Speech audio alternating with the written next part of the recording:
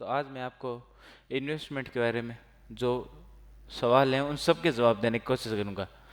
तो चलिए शुरू करते हैं। मैं एल के आपके साथ द बिगनर पॉइंट चैनल में है।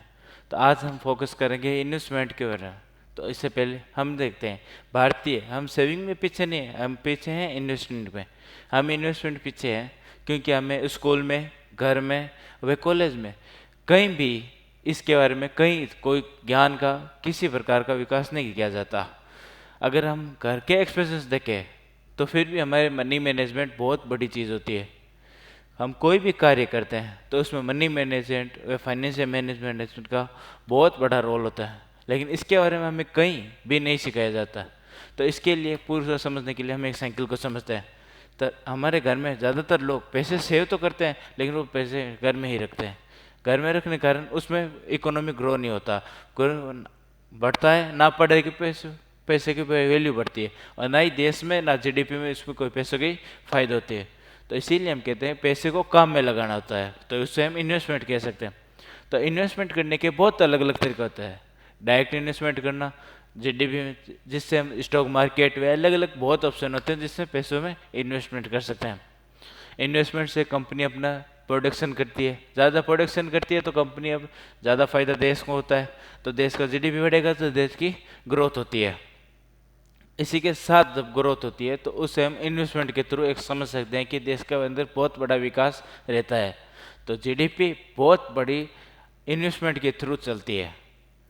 तो ये फ्लो होने वाला पैसा होता है ना, जिससे पैसे की पावर लगती है, और इसी को हम मनी पावर कह सकते हैं, मनी मैनेजमेंट भी कह सकते हैं। ये साइकिल हमें जिसको समझना हमारे लिए बहुत ज़्यादा ज़रूरी है। कंट्री को आपको पता है कितना फ़ायदा है। तो इसी के से हम बैंक में एफडी कराते हैं तो बैंक से ज़्यादा है, और बैंक वह पैसे से बिजनेस लोन देती है, और लोन से वो जीडीपी में जाता है, वो भी इकोनॉमी फ्लो में जाता है। उससे भी हमें हमारा पैसा भी कहीं बैंक में डालो या इन्वेस्टमेंट कीजिए, म्यूचुअल फंड में इन्वेस्ट कीजिए, वो कहीं ना कहीं अपने पैसों को काम पे लगाए। घर में रखने से उनकी ग्रोथ नहीं होते, उनको घर में रखते हैं तो इन्फ्लेशन की वजह से हर साल उनकी वैल्यू कम होती है।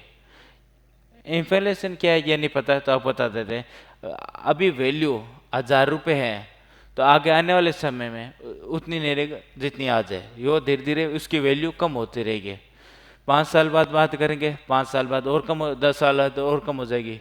इसीलिए हम देखते हैं या हम पहले से सुनते हैं कि ये हमारे ज़माने में ये चीज़ बहुत सस्ती थी, ये 10 रुपये की थी, अब देखो इसकी प्राइस कितनी। तो ये इन्फ्लेशन होता है, महंगी वाड़ा कह सकते हैं मारवाड़ी में। ये काम पे पैसे को काम पे लगाना ही, तो उसकी वैल्यू कम ज़्यादा रहती है, और काम पे नहीं लगाते हैं तो उसकी वैल्यू कम हो जाती है। इन्वेस्टमेंट करते समय हमें एक चीज़ का ध्यान दें, रिटर्न क्या मिलता है हमें इन्वेस्टमेंट करना। इसके बारे में मैं आपको एक और वीडियो बना के दूंगा। इन्वेस्टमेंट हम किस लिए करते हैं? इन्वेस्टमेंट हम अपने आने वाले भविष्य के लिए करते हैं। तो जब तक हम काम करते हैं तब तब के लिए ये फ्यूचर प्लानिंग होती है। जब हम काम बंद कर देते हैं तो हमारे लिए आगे भविष्य में क्या ऑप्शन रहेगा वो उसके हम इन्वेस्टमेंट काम आते हैं। या हमारी लाइफ स्टाइल को और अच्छे से जीने के लिए तो इन्वेस्टमेंट बहुत बड़ी कर। इन्वेस्टमेंट को समझना आपके लिए बहुत ज़रूरी है। इन्वेस्टमेंट की तरफ से हर चीज़ होता है। इन्वेस्टमेंट के बारे में अगले एक और वीडियो आएगा, स्टेम्स के बारे में बात करेंगे, कहाँ कहाँ इन्वेस्ट कर सकते हैं, कौन सा तरीका सही होता है, कौन सा तरीका सही नहीं है। इन सब के बारे में मैं एक और नया वीडियो बनाऊंगा। Thank you so much. आपको वीडियो बहुत पसंद आया होगा, आप इसको लाइक ज़रूर करोगे। Thank you very much.